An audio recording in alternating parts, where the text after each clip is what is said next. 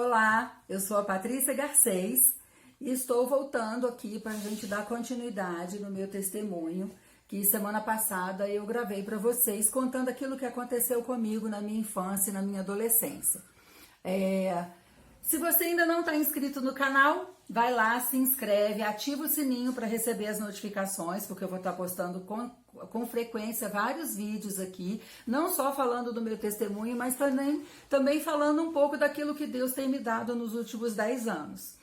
Eu também queria pedir para vocês curtirem o vídeo, teve bastante visualização e eu gostaria de pedir para vocês curtirem o vídeo, porque isso vai ativando aí, o YouTube vai lançando esse vídeo para novas pessoas.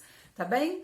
Vamos compartilhar também para as pessoas que vocês sabem que viveram situações semelhantes às que eu vivi, porque talvez esse vídeo, eu tenho certeza que ele pode ajudar essas pessoas que estão vivendo ou viveram situações parecidas com as minhas, tá bom?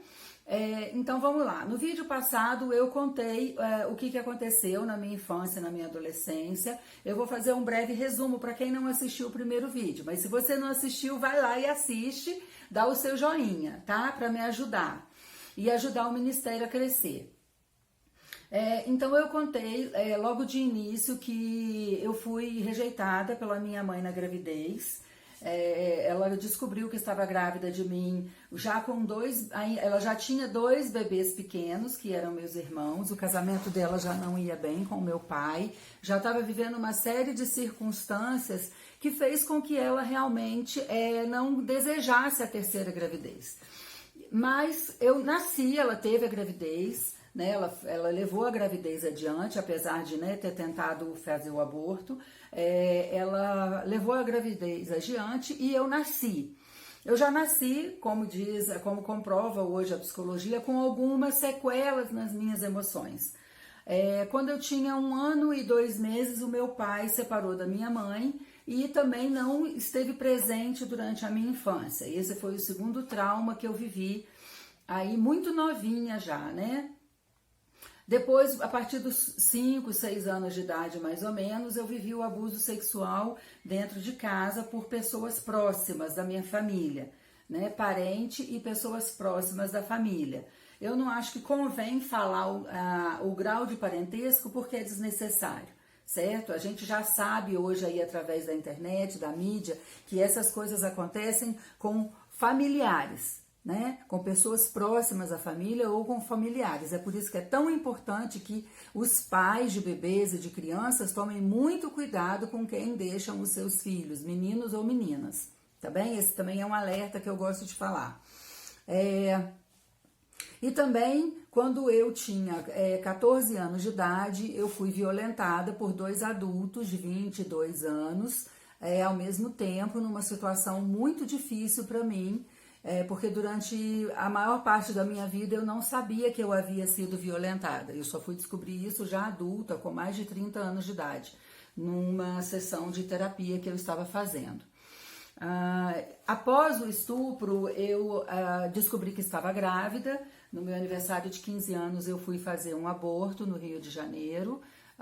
E também, depois disso tudo, eu ainda tive o que eu chamo de bullying. Eu sofri um bullying e uma exclusão social, porque os estupradores, eles inventaram uma mentira a meu respeito, dizendo que eu havia passado uma doença venérea para uma outra pessoa e eu acabei ficando com fama de promíscua na minha cidade, e isso fez com que eu, como era uma cidade pequena, né, há 30 e tantos anos atrás, isso fez com que eu acabasse sendo expulsa da escola onde eu estudava e acabei ficando reclusa só ali no meu bairro, onde eu era mais conhecida desde criança.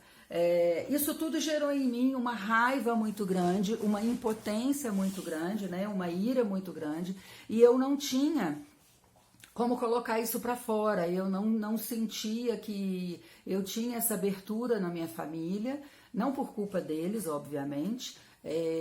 Eram questões emocionais que já vinham na minha vida desde quando eu estava ainda na barriga da minha mãe, em função da rejeição intrauterina. E eu acabei me tornando uma adolescente extremamente revoltada, muito difícil, era muito difícil lidar comigo, e era também muito difícil as pessoas lidarem comigo e muito difícil eu lidar comigo mesma, porque as minhas emoções, elas estavam em frangalhos. Eu não tinha amor próprio, eu não conseguia me achar bonita, apesar de depois de 3 anos e pouco do último fato, né, do último acontecimento, que foi a expulsão da escola após estupro, eu fiz um curso de modelo e manequim e comecei a ficar famosa na minha cidade e na região. Apesar de eu ser modelo e manequim naquela época, eu não me achava bonita. Eu passei a vida inteira me achando feia, ou magra demais, ou gorda demais. Eu nunca aceitei o meu corpo, eu nunca aceitei a minha beleza, o meu físico. Eu sempre tentei mudar de todas as maneiras a pessoa que eu era, não só internamente, mas também externamente. E eu parei com vocês aqui, nesse momento, que a minha fama de menina promíscua estava diminuindo em função dessa carreira de modelo que eu tinha iniciado. E aí eu queria conversar com vocês, então, a partir daí, porque no meu aniversário de 18 anos, eu conheci um rapaz, ele era 4 anos mais velho que eu, mas ele foi o primeiro relacionamento de mais de 3 meses que eu tive. Nós começamos a namorar. Foi um namoro bem intenso, bem difícil, porque depois do início do namoro eu também descobri que ele tinha muitos traumas na infância. Ele teve muitos traumas também na infância e também gerou nele uma série de problemas emocionais. Mas eu não vou falar dele, né?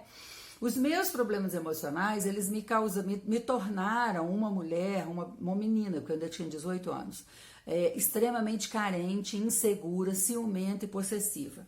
Era muito difícil uma pessoa aguentar ficar comigo muito tempo, porque eu cobrava muito, eu seguia os namorados na rua, eu guardava a casa deles para saber se eles iam sair ou se eles não iam sair. Eu mexia, né, nas coisas, na carteira, para saber se tinha alguma prova de que eles estavam me traindo.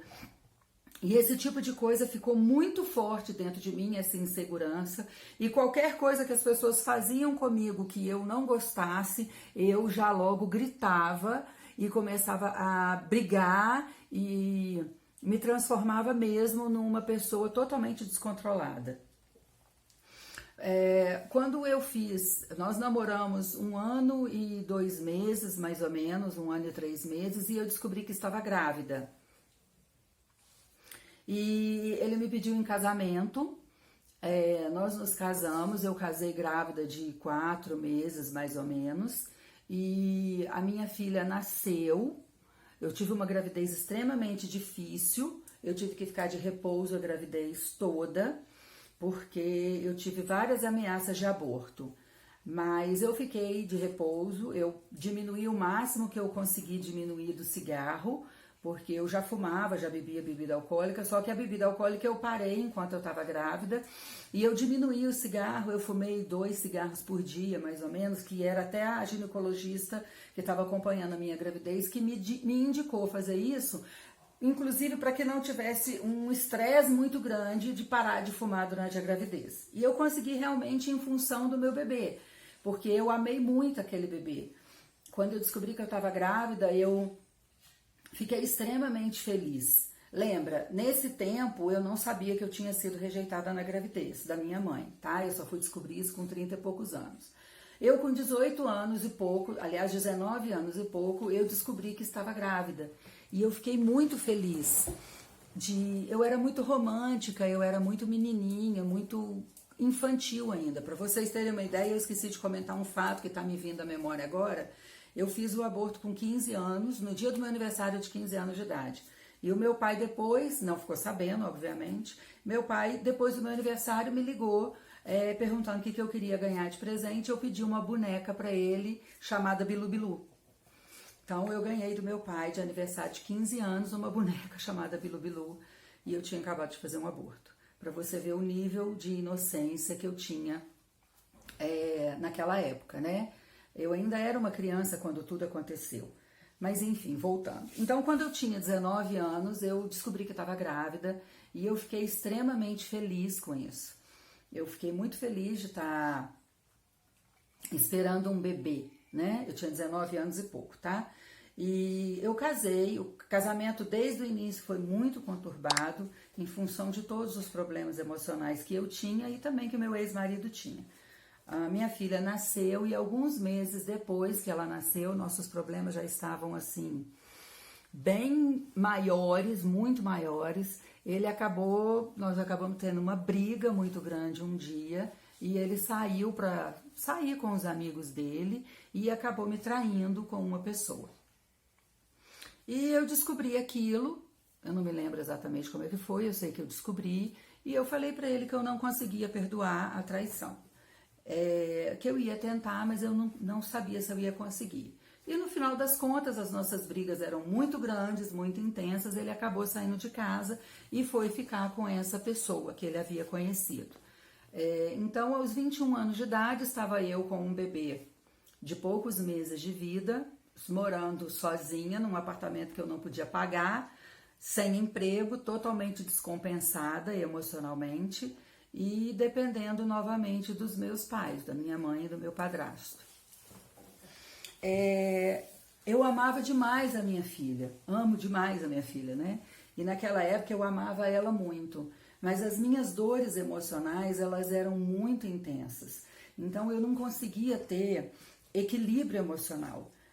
Eu perdi a paciência muito rápido com ela, eu não conseguia seguir regras, horários, né, para mamadeira, para troca de fralda, para dar banho, e isso tudo causava muito transtorno na minha vida, na vida dela também. E a minha mãe começou a perceber que eu não estava conseguindo dar conta e ela acabou me fazendo voltar para a casa dos meus pais com a minha filha, para que eu, né, tivesse algum tipo de suporte. E eu era muito descompensada. Eu necessitava demais de ter uma pessoa do meu lado, de ter um apoio, e eu precisava muito me sentir amada. E eu procurava isso em relacionamentos, eu procurava isso com namorados. Então, logo depois que o meu ex-marido saiu de casa, eu já comecei a namorar outras pessoas e, é claro, os relacionamentos não davam certo. Eu tinha muita dificuldade em confiar nas pessoas, eu não tinha prazer sexual e eu tinha uma carência emocional muito grande. Então, eu acabei procurando estar mais na companhia dessas pessoas do que com a minha própria filha. Eu tentava acabar com uma carência emocional, né, através desses relacionamentos. E quando eu voltei para a casa da minha mãe sempre foi muito criteriosa, muito rígida com a questão de horário, ela sempre foi muito autoritária, e ela acabou fazendo com que as coisas que eu deveria fazer com a minha filha. Então, era hora de dar mamar para ela às 10 horas da manhã, eu ia lá 10h15, 10h20, 10h30, né? Como eu já falei, eu não tinha muita regra. Eu ia lá fazer as coisas para ela e quando eu vi, ela já tinha feito. Então, isso, de certa forma, foi fazendo com que eu acabasse entregando a minha filha para os cuidados dela. Eu estava totalmente errada, só que eu não sabia que eu estava totalmente errada. Eu não queria ficar brigando com a minha mãe e eu também não tinha estrutura emocional para estar cuidando da minha filha. Então, eu acabei deixando a minha mãe cuidar da minha filha e caí no mundo, é assim que eu falo. Eu acabei deixando ela cuidar, eu morava com a minha mãe, morava com a minha filha, mas a parte estrutural da vida da minha filha, eu participava muito pouco. Essa parte estrutural de comida, banho, etc, etc, né? Levar para a escolinha, pegar da escolinha, isso tudo quem fazia a maior parte das vezes era minha mãe. E eu estava sempre em busca de suprir a minha carência, de suprir aquele buraco que existia dentro de mim, e era uma coisa extremamente dolorida, porque ao mesmo tempo que eu amava muito a minha filha, eu amava demais, ela era uma menina linda, perfeita, às vezes que eu saía com ela na rua, eu me sentia extremamente orgulhosa dela ser minha filha, tinha cabelos dourados, cachinhos dourados, olhos azuis extremamente intensos, a pele bem branquinha. e era muitíssimo inteligente, calma, doce, foi uma criança, um bebê assim que não dava perturbação. Eu me lembro que eu trocava a fralda dela de madrugada e ela não acordava, eu dava mamar de madrugada, ela não acordava. Ela me deu pouquíssimo trabalho. As minhas lembranças dela na infância são sempre muito boas e isso sempre entristeceu demais o meu coração porque eu não tive a capacidade de cuidar dela. Isso foi uma coisa que me machucou a vida inteira, principalmente à medida que eu ia crescendo, amadurecendo. Isso me machucava demais, mas eu não conseguia ir contra a minha necessidade de ser amada por alguém, de ser aceita, de ser apreciada por alguém. O amor que a minha filha tinha por mim não foi suficiente. E eu sei que falar isso chega a ser absurdo, mas é verdadeiro. A minha dor emocional era muito grande,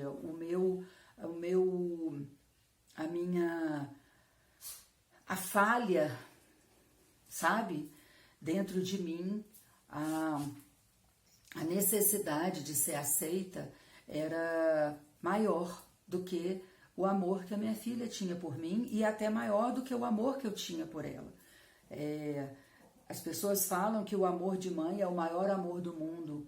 Eu concordo, mas a dor que eu vivia era maior do que isso. Era muito maior do que isso. E naquela época, qualquer coisa que acontecia comigo, eu queria morrer. Eu queria suicidar. Qualquer relacionamento meu que acabava, eu pensava em me matar constantemente. Eu pensava em tirar a minha vida constantemente. E sendo muito sincera, uma das coisas que me fez continuar viva foi o fato de eu ter tido a minha filha, sabe? Eu pensava nela, eu pensava que apesar de toda a loucura que eu estava vivendo, apesar de toda a dor que eu vivia, apesar de tudo que eu estava abrindo mão de contato na vida dela, eu não podia fazer isso com ela, eu não podia tirar a minha vida, porque ela ia sofrer demais. Só que aquilo tudo mexia muito comigo. Eu continuei tendo vários relacionamentos assim pequenos, de 2, 3, 4, 5 meses ao longo daqueles anos todos.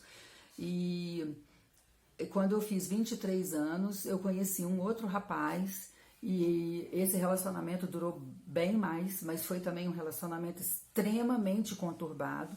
Eu namorei ele em torno de 4 anos e foi um relacionamento extremamente conturbado. Ele me traiu muito e foi uma loucura. Mas foi o meu primeiro relacionamento de longo prazo depois do meu ex-marido. E foi através desse relacionamento que eu voltei a estudar. Ele me incentivava muito a voltar a estudar, então eu voltei a estudar quando eu tinha 24 para 25 anos. Eu fiz supletivo do primeiro grau, porque quando eu fui expulsa da escola eu ainda estava na 6ª série. Eu fiz o supletivo, eu fui reprovada 4 vezes na 6ª série.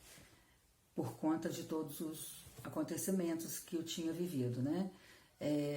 Eu não lembro se foi na 6ª série ou na 5ª série, mas enfim, não importa, né? Eu fui reprovada 4 vezes. E depois mais uma vez, foram 5 no total antes de parar de estudar. Foi uma coisa dessa, assim, que eu já não me lembro mais.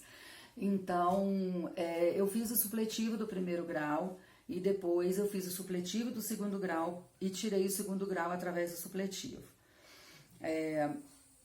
Quando eu tirei o segundo grau, ele me incentivou muito a entrar na faculdade. E o meu grande sonho, o meu maior sonho, desde sempre, foi fazer psicologia.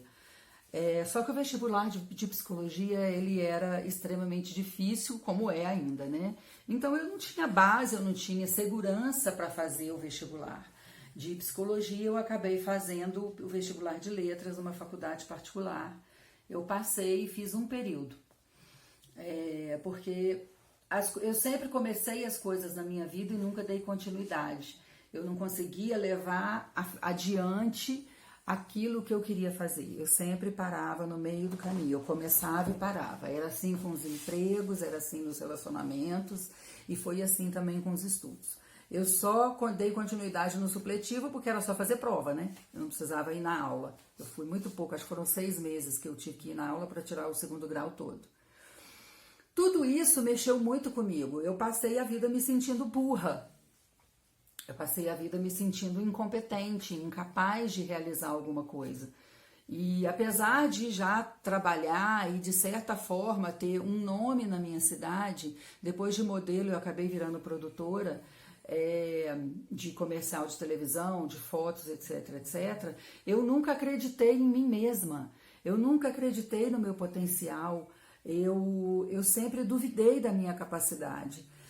Dentro de mim, o que eu estou contando para vocês é uma dualidade.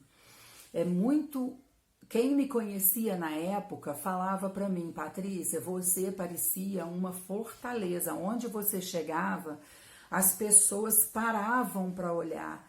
A sua postura era de uma mulher vitoriosa, de uma mulher poderosa, empoderada, sabe? Você falava com um tom de autoridade, você tinha uma postura de liderança, né? As pessoas paravam para te ouvir. Isso sempre aconteceu. Desde muito nova, essa questão da liderança, ela sempre foi muito forte na minha vida. Todo emprego que eu entrava, daí um pouquinho eu era promovida para gerente. Eu entrava como vendedora, era promovida para gerente. Eu entrava como funcionária de algum nível mais baixo, daí um pouquinho eu era promovida a supervisora.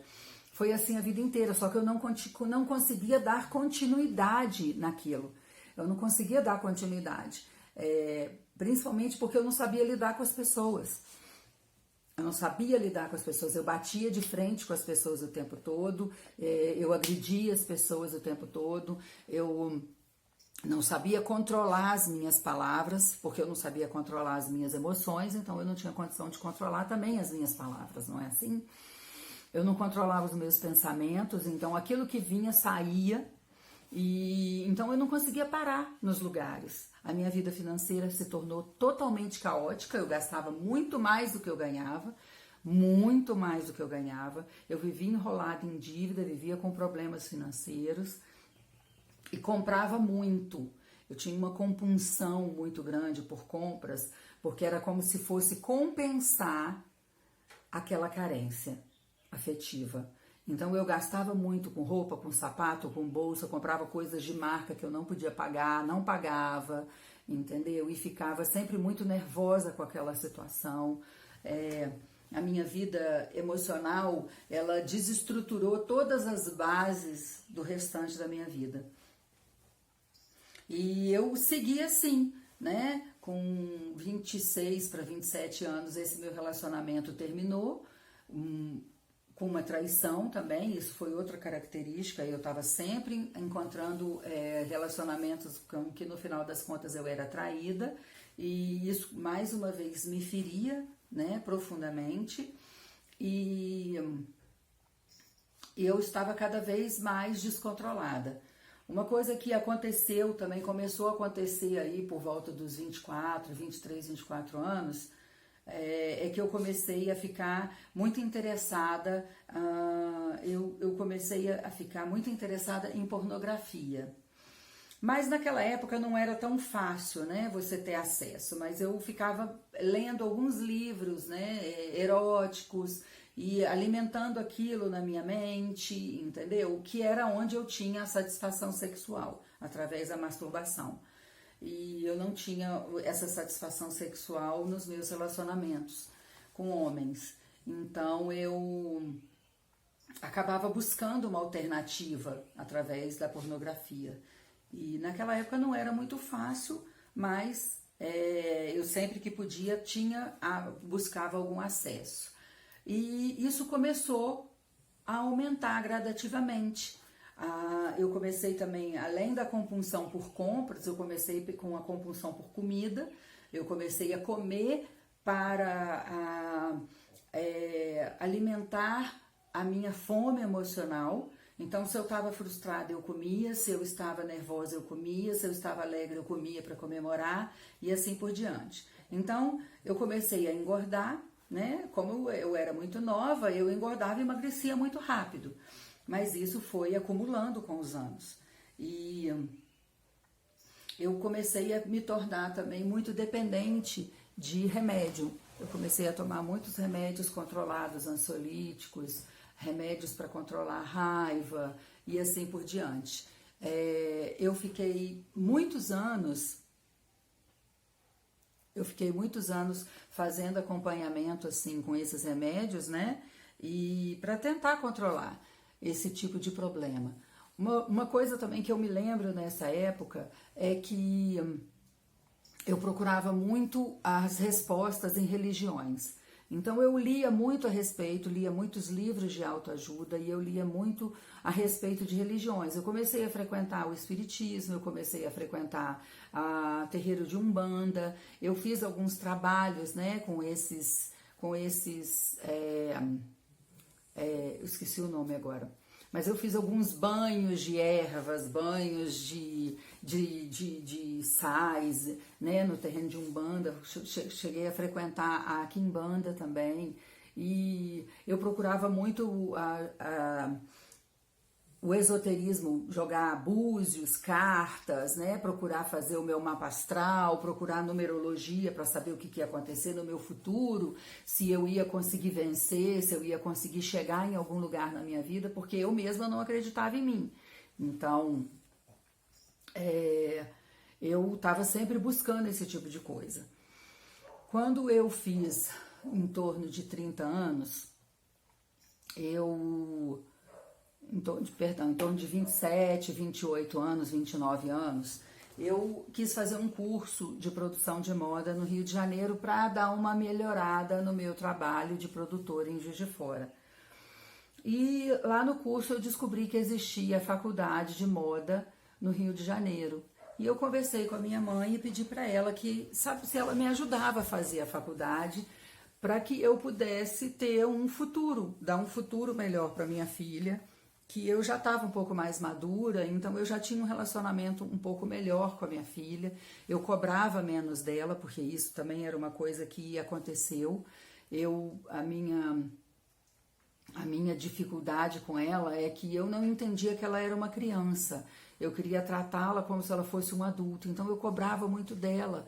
A Juliana, minha filha, ela teve muitas dificuldades de lidar comigo, porque eu gritava muito, eu brigava muito, eu exigia muito. Ela acabou se tornando uma criança, ela que sempre foi tão doce, ela acabou se tornando uma criança um pouco medrosa, né? Ela tinha medo de fazer as coisas, eu via que ela tinha medo de eu ter alguma reação,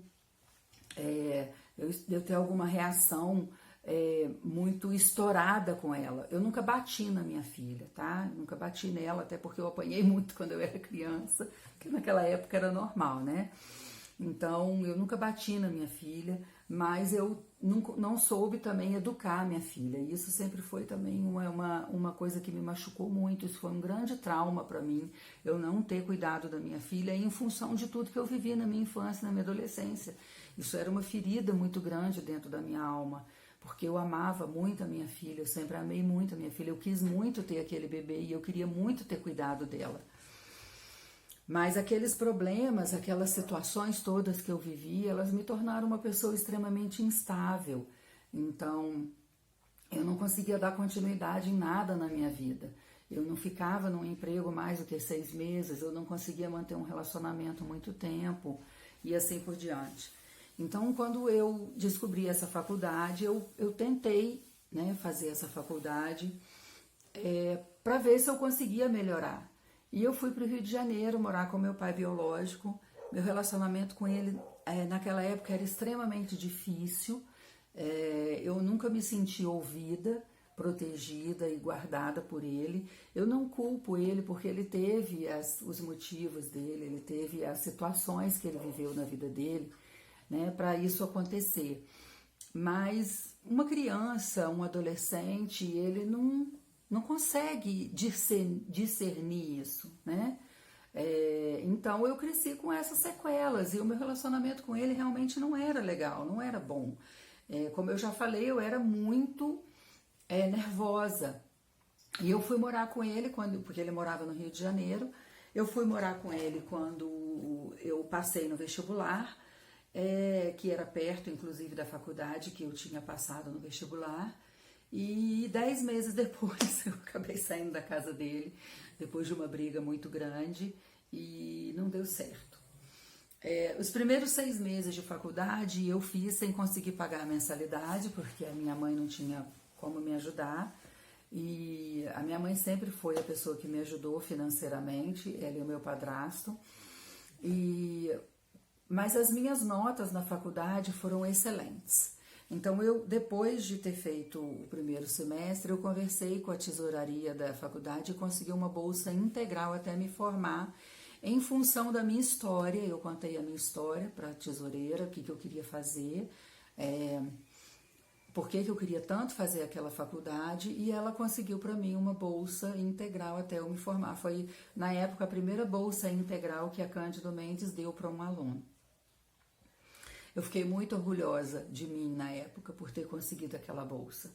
Mas quando eu tive que sair da casa do meu pai, eu fui morar de quarto alugado, num apartamento, numa kitnet com 7 mulheres. Foi o lugar mais barato que eu encontrei para morar. E eu tinha que pagar o aluguel, tinha que pagar comida. Ali naquele momento eu tinha que me sustentar. Eu não pagava a faculdade, mas eu tinha que pagar outras coisas, então eu tive que começar a trabalhar. E eu consegui um emprego de assistente de uma produtora de elenco no Rio de Janeiro. E eu tinha que trabalhar em torno de 12, 14 horas por dia e acabei não dando continuidade à faculdade. Porque ou eu fazia faculdade ou eu trabalhava para me sustentar. Acabei deixando a faculdade de lado. Então, essas coisas, elas aconteciam com frequência na minha vida, o tempo todo, o tempo inteiro. Eu não conseguia manter as coisas, eu não conseguia manter relacionamentos, eu não conseguia manter empregos, eu não conseguia manter as contas em dia, eu não conseguia gostar de mim mesma, né? Eu não conseguia me amar, eu não conseguia cuidar de mim, eu não conseguia comer alimentos para cuidar de mim, eu não gostava de mim. Então eu estava constantemente me machucando, eu estava constantemente trazendo coisas ruins para minha vida. As minhas escolhas estavam sempre me levando de volta lá no passado, as minhas escolhas estavam sempre me levando de volta lá para a derrota, para a tristeza, e o sentimento de morte, de vontade de morrer era constante. Ele não cessava, mesmo eu fazendo terapias, né, de todos os tipos. O único tipo de terapia que eu consegui ter um pouco de melhora nessa situação toda foi a cognitiva comportamental, mas eu não tinha dinheiro para continuar pagando, né? Então eu não conseguia continuar o tratamento porque eu não tinha dinheiro para pagar a psicóloga. Minha vida inteira foi assim, eu começava algo e tinha que parar, ou porque eu não tinha dinheiro, ou porque eu não tinha estrutura, né? E eu estava constantemente começando e parando. Eu fui morar no Rio de Janeiro, sozinha.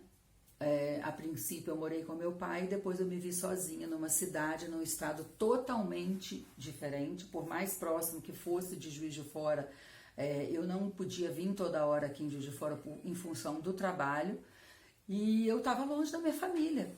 Por pior que fosse, e que não era ruim, hoje eu tenho consciência disso, mas por pior que fosse a minha convivência na família, eu sentia muita falta deles. Eu sentia muita falta da minha mãe. Uma coisa também naquele tempo que eu descobri é que eu precisava desesperadamente da aprovação da minha mãe para tudo. Eu queria muito que a minha mãe se sentisse orgulhosa de mim, que a minha mãe tivesse orgulho de mim. Eu queria muito que a minha mãe ficasse feliz, que ela falasse de mim para as amigas. Não, a Patrícia venceu, a Patrícia é produtora no Rio. Então isso tudo fazia muito parte da minha vida, sabe? E o fato de eu ter ido embora para o Rio de Janeiro melhorou muito a minha relação com a minha mãe e, no meu ponto de vista, melhorou muito a minha relação com a minha filha, porque quando eu as via, era só momento de alegria, só momento de festa. Então eu conseguia me controlar mais, a controlar mais os meus rompantes de raiva, de ira, porque eu as via muito pouco, então eu queria fazer tudo para agradá-las. Eu passei muita dificuldade no Rio de Janeiro, muita. Eu mudei 16 vezes porque eu não tinha condição de alugar apartamento, então eu mudava de quarto. E morar em quarto alugado, se alguém aqui já morou, sabe como é que é, né? Você encontra cada doido que aluga quarto, é uma maravilha. Mas então eu mudei 16 vezes em 6 anos e passei muita situação, passei fome, porque eu não conseguia manter emprego, então ou eu pagava aluguel ou eu comprava comida. Teve um período de 2 semanas aproximadamente que eu tinha R$1 para comer por dia e eu comia 2 esfirras do Habib's na hora do almoço e 2 na hora do jantar. Eu fiquei anos sem comer Habib's por causa disso, muitos anos, e eu passei fome, eu senti muita solidão, uma solidão assim que foi extrema. Eu desenvolvi ali a síndrome do pânico, eu tive muitas crises de pânico no Rio de Janeiro por conta da solidão e ao mesmo tempo uma vontade de morrer muito grande, e o TOC, o transtorno obsessivo compulsivo, foi ficando cada vez maior. Eu comecei com o TOC ainda na adolescência. O TOC que eu tive foi de contar as coisas. Eu contava as dobras da cortina, eu contava as paletas de uma persiana, os marcos de quilometragem na estrada eu contava, se eu estava andando na rua eu contava as linhas do passeio, tudo eu contava. A minha mente era super ativa, hiperativa, a minha mente não parava nunca, eu tinha sonhos e sonhos e sonhos constantemente. Então o meu sono também era muito agitado. A minha filha teve um episódio que ela foi passar férias comigo no Rio de Janeiro e uma noite eu acordei de madrugada gritando, dizendo que eu ia matar. Ela achou que eu ia matá-la, mas eu estava tendo um sonho e eu acordei gritando, dizendo que eu ia matar aquela pessoa. Eu estava sonhando com os estupradores e ela acordou assustada e eu percebi que depois ela não dormiu direito os outros dias, enquanto ela esteve comigo. Ela dormia comigo na minha cama, né, porque eu alugava quarto. Então, era desesperador, Era uma confusão mental extremamente grande, era uma confusão emocional extremamente difícil. Eu não conseguia manter nem relacionamentos de amizade. Eu tinha pouquíssimas pessoas. Eu tive uma amiga no Rio de Janeiro que falou que eu ganhei a amizade dela por insistência, porque era muito difícil ser minha amiga. Então, assim, eu vivia constantemente diante dessas emoções, né? Diante desses sentimentos. Eu me depreciava o tempo todo, eu abria a boca para falar mal de mim o tempo todo e eu falava mal de todo mundo, eu era extremamente invejosa, eu roubava, quando eu queria algo e eu não tinha, eu roubava. Isso foi algo que aconteceu também durante muito tempo. E foram coisas que aconteceram que me desestruturaram, me desestabilizaram completamente. E eu busquei a vida inteira respostas. Eu frequentei o budismo, eu li muito sobre o Hare Krishna, porque a minha irmã é Hare Krishna. Eu busquei em diversas religiões, eu tomei o chá do Santo Daime, eu fui da Ordem Rosa Cruz, eu procurei em diverso catolicismo, eu procurei em diversas religiões respostas para entender por que a minha vida tinha sido do jeito que eu tinha sido e como que eu saía daquilo, o que eu tinha que fazer para sair daquilo, o que eu tinha que fazer para ter uma vida normal, para ser feliz, para me sentir bem comigo mesma, porque eu não me sentia bem comigo mesma. Era muito intenso isso dentro de mim. Eu acordava e um dos primeiros pensamentos que vinha na minha mente era: eu quero morrer. Eu tive depressão, eu fiquei durante muitas semanas praticamente só dormindo e normalmente os términos dos meus relacionamentos me jogavam em depressão, né? Quando os meus namorados terminavam comigo, eu passava semanas praticamente dormindo. E assim, eu fiquei viciada em televisão, eu assistia filmes e televisão o dia inteirinho sem parar, como uma forma de fugir da minha realidade. Eu desenvolvi compulsão por leitura, eu era capaz de... Eu lia em torno de 65, 70 livros por ano. Eu lia 5, 6 livros ao mesmo tempo. Essa, inclusive, eu vou abrir um parênteses, é uma das compulsões que eu acho que foram ótimas. Eu não reclamo, porque eu li muito a vida inteira e ler realmente é muito bom. Mas, de uma certa forma, era uma forma de fuga da minha realidade.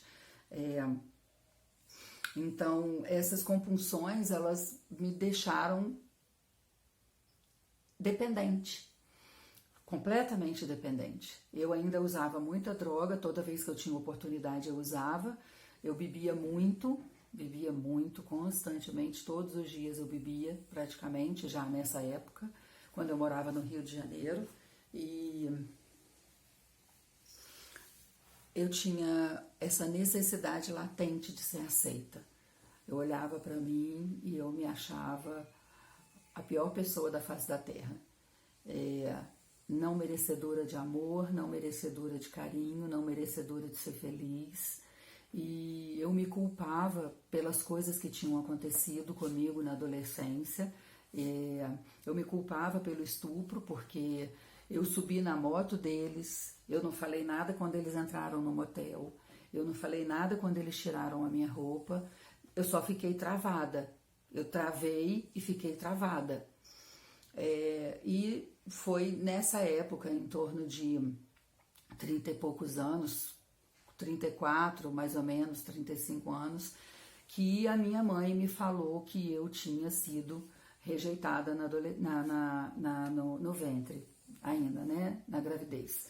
E também foi nessa época que eu estava fazendo terapia com uma psicóloga no Rio de Janeiro, que era essa comportamental, e ela me falou que o estupro não tinha sido culpa minha, porque eu tinha 14 anos e eles tinham 22.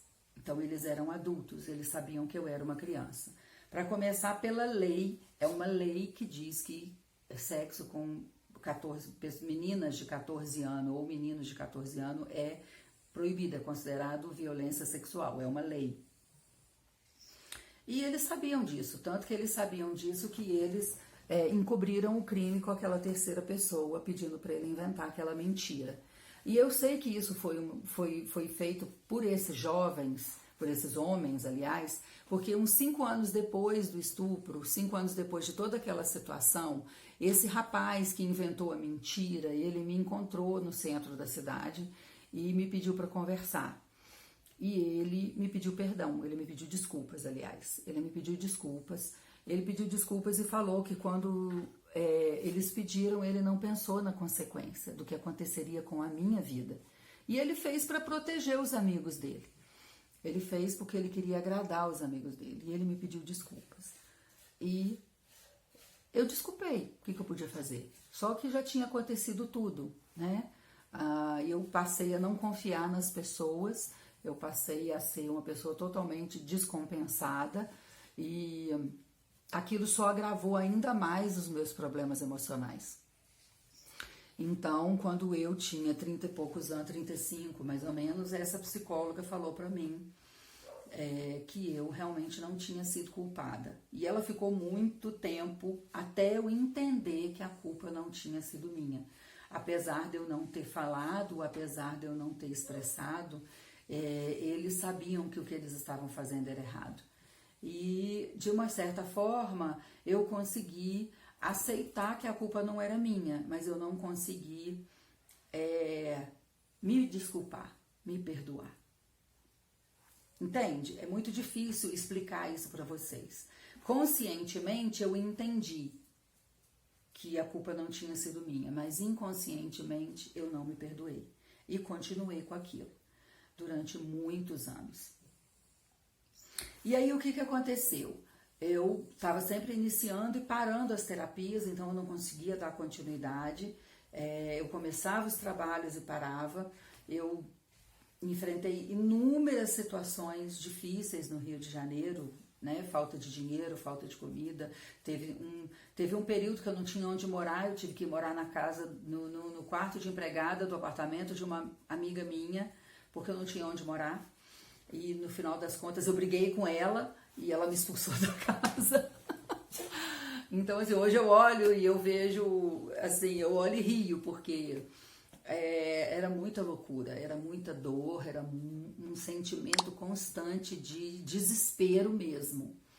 E eu quero falar até aí, porque em seguida eu vou estar dando continuidade, porque eu conheço a pessoa, né, nesse período de 36 anos, eu conheço a pessoa que me levou a conhecer Jesus Cristo. E eu quero falar sobre isso com mais detalhes. Eu tinha 36 anos e a minha vida começou a tomar um novo rumo. Um pouco antes disso acontecer, eu estava num dos quartos que eu alugava, e eu estava num momento de depressão e desespero muito intenso. Eu já estava assim deitada naquele quarto há muitos dias e eu fiz uma oração silenciosa. Eu, sem saber o que eu estava fazendo, eu falei assim, no meu pensamento: Deus, se você existe, me tira dessa situação. Eu me emociono ainda quando eu lembro, porque eu não o conhecia, mas ele me conhecia. E eu me emociono muito quando eu lembro ainda. E eu fiz aquele pensamento, eu fiz esse único pedido. Eu falei: Deus, se você realmente existe, me tira dessa situação. Me tira dessa situação. Se mostra para mim. E algum tempo depois eu vim a conhecer a pessoa que me levou a conhecer Jesus Cristo e que começou a mudar toda a minha vida. Então, eu fico muito emocionada porque o agir de Deus, ele é tremendo, ele é maravilhoso. E eu não vejo a hora de começar a contar para vocês isso, porque por enquanto eu estou falando somente as coisas ruins, mas muitas coisas boas aconteceram.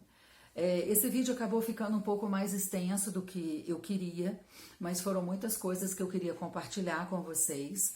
Então, se você conhece alguém que tem reações parecidas com essas que eu falei, se você conhece uma pessoa que é muito barraqueira, muito encrenqueira, que leva muito, assim, que não leva desaforo para casa e fala muito isso, você pode ter certeza. Essa pessoa tem algum trauma na infância dela. Essa pessoa tem alguma ferida na alma dela que precisa ser curada. Essa pessoa precisa muito, muito, muito ouvir esse testemunho que eu estou falando para vocês. Porque ela pode encontrar paz, ela pode encontrar cura através do que eu vou falar. Então, se você conhece alguém que tem algum tipo de histórico parecido com o meu nas reações, que troca de emprego o tempo todo, que troca de relacionamento o tempo todo, que está sempre tendo muitas compulsões, compartilhe esse vídeo para a pessoa. Compartilhe o máximo de vezes que você puder. E outra coisa, curte o vídeo, se inscreve no canal, me ajuda a divulgar isso, me ajuda a divulgar o que Deus fez na minha vida, para que outras pessoas possam conhecer a alegria, né, de ter uma vida plena, tá bem? Então é isso. Eu agradeço a vocês mais uma vez e fiquem com Deus até o próximo.